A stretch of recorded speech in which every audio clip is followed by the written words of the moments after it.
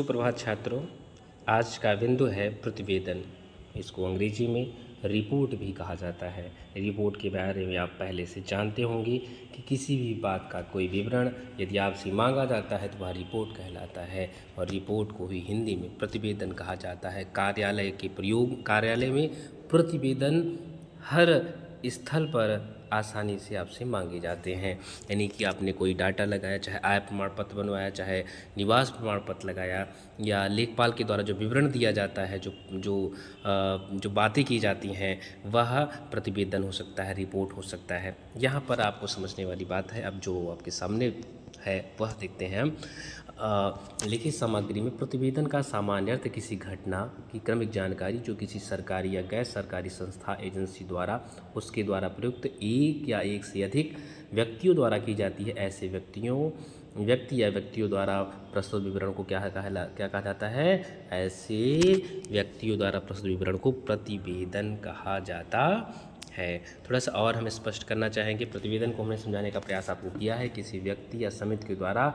एक बार बिंदु यहाँ पर मैंने और समझाने का प्रयास किया है, प्रतिवेदक। तो जो प्रतिवेदन प्रस्तुत करता है उसे प्रतिवेदक कहते हैं। परीक्षा की दृष्टि से प्रतिवेदक शब्द भी महत्वपूर्ण है जितना प्रतिवेदन महत्वपूर्ण है। चलिए आगे चलते हैं। इसके बाद एक और इसमें थोड़ा सा स्पष्ट करना है। संक्षेप में किसी घटना, प्रसंग, विषय, प्रमुख कार्यों के क्रमबद्ध और संक्षिप्त विवरण को प्रतिवेदन कहा जाएगा। किसी कार्य की स्थिति और प्रगति की सूचना किसके द्वारा दी जाती है छात्रों?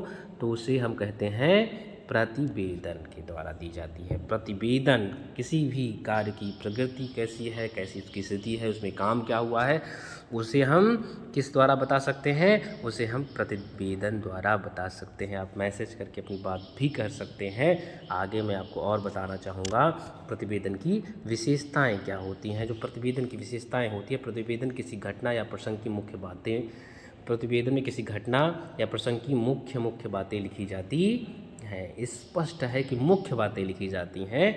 आगे है प्रतिवेदन में बातें एक क्रम में लिखी जाती हैं। सारी बातें सरल और स्पष्ट होती हैं। संक्षेप में लिखी जाती हैं। बातें सच्ची होनी चाहिए। ये बहुत सारी चीज़ें जो इसमें महत्वपूर्ण आपको दिख रही होंगी। इसके बाद प्रतिवेदन में लेखक या प्रतिवेदनकर्ता जो है कि प्रक्रिया और धारणा व्यक्त नहीं की, अपनी बात उसमें नहीं कही जाती है कि ऐसा हो सकता है, वैसा हो सकता है। जो जैसी घटना है उनका वैसा ही विवरण आपको देना होगा। मान लीजिए किसी से आप कुछ डाटा ले रहे हैं, तो वो डाटा आपकी नज़र में वो व्यक्ति कैसा है वो महत्वपूर्ण नहीं है। महत्वपूर्ण यह है कि वह व्यक्ति जो उस व्यक्ति के लिए क्या, उस व्यक्ति का की वास्तविकता क्या है, वो आपको विवरण करना होगा। प्रतिवेदन की भाषा साहित्यिक नहीं होती है, उसमें कोई कविता या उस प्रकार का भावनात्मक समावेश नहीं होना चाहिए। प्रतिवेदन में किसी घटना या विषय का साफ और सजीव, ये संजीव लिखा है, सजीव तस्वीर सुनने या पढ़ने वाले के मन को आकर्षित या अपनी ओर खींच लेती है। अगर प्रतिवेदन अच्छा लिखा होगा तो भाई कहीं ना कहीं उस पर काम भी आसानी से हो सकता है। इसलिए प्रतिवेदन के लिए आकर्षण की, प्रतिवेदन का उद्देश्य क्या है वह आपके लिए जानना आवश्यक है। प्रतिवेदन का जो उद्देश्य है वह है प्रतिवेदन का उद्देश्य बीते हुए समय के विशेष अनुभवों का संक्षिप्त संग्रह करना, ताकि आगे किसी प्रकार की भूल या भ्रम ना होने पाए। प्रतिवेदन में इस प्रकार कठोर सत्य की चर्चा रहती है जिसका अच्छा या बुरा अनुभव हुआ है। प्रतिवेदन का दूसरा लक्ष्य भूतकाल को वर्तमान से जोड़ना, बीती हुई बातों को नई बातों से जोड़ना, वर्तमान की बातों से जोड़ना ही प्रतिवेदन का उद्देश्य है। अब हम उदाहरण के द्वारा इसको समझने का प्रयास करें। उदाहरण में प्रतिवेदन में व्यक्ति अपने जीवन, ठीक है, व्यक्ति अपने जीवन की किसी घटना या विद्यार्थी जीवन के प्रति प्रतिवेदन लिख सकता है। जैसे विद्यार्थी अपने जीवन के प्रति प्रतिवेदन लिख सकता है, इसको मैं व्यक्तिगत मान के चल रहा हूँ। तो 21/2/2027 आप इसको थोड़ा सा एक डायरी जैसा समझ सकते हैं।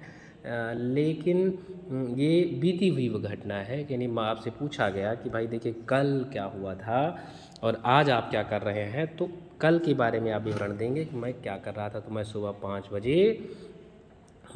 5 बजे नित्य क्रियाकर्म करके 7 बजे पढ़ने बैठ गया और अचानक सिर में दर्द हुआ, बिस्तर पर लेट गया, आंखें बंद कर ली, नींद आ गई। ठीक है, फिर मैं जब उठा तो 1 बज गए। 1 बजे 1 घंटे बाद एक नींद आ गई और 1 घंटे बाद जब मैं उठा तो दर्द बना रहा। डॉक्टर के पास गया, दवा लेकर के दवा खाकर फिर लेट गया।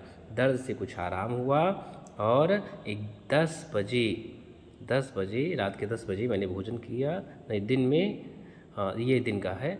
तो 10 बजे भोजन किया और स्कूल के लिए निकल गया। 12 बजे दोपहर में सिर दर्द शुरू हुआ और छुट्टी लेकर घर लौट आया। सारा दिन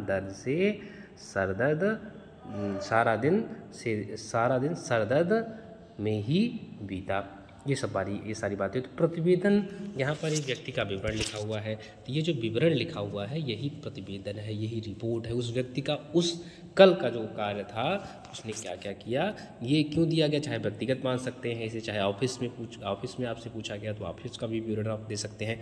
इस प्रकार से प्रतिवेदन को समझ सकते हैं। प्रतिवेदन का कोई विशेष स्वरूप नहीं होता है, प्रतिवेदन कुछ बातों का एक विवरण होता है। अब इतना ही हमें समझना चाहिए। हम आपको सारांशतः एक बार फिर बताना चाहेंगे कि प्रतिवेदन क्या होता है। प्रतिवेदन जो है किसी घटना, प्रसंग या विशेष के प्रमुख कार्यों के क्रमबद्ध और संक्षिप्त विवरण को प्रतिवेदन हम कहें।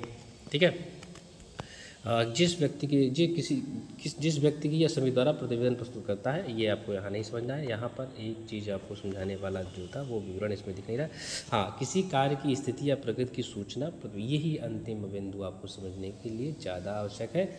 किसी भी कार्य की स्थिति और प्रगति की सूचना प्रतिवेदन द्वारा दी जाती है। ये बहुत ही महत्वपूर्ण बिंदु है। और प्रतिवेदन जो देता है उसे क्या कहलाएंगे, उसे कहा जाएगा प्रतिवेदक। प्रतिवेदन देने वाले को प्रतिवेदक कहा जाएगा। अब अगले बिंदु, अगर यहाँ तक आप पहुँचे हुए हैं तो आप लाइक करिएगा और कमेंट करिएगा और सब्सक्राइब स्वयं भी करिए और दूसरे से भी करवाइए। हाँ, ये हो सकता है ये बहुत उत्तम विवरण ना हो, लेकिन एक प्रयास है जो छात्रों के लिए किया जा रहा है और थोड़ी थोड़ी सहभागिता रखी जाएगी तो कहीं ना कहीं इसमें वो बातें भी आपको मिलेंगी जो आप ढूंढ रहे होंगे। और आप अगले बिंदु पर जो भी विवरण आपको नहीं समझ में आता है, अगले बिंदु पर आप हमें मैसेज कर सकते हैं कि हमें यह बिंदु चाहिए। धन्यवाद। फिर मिलते हैं आगे के वीडियो में।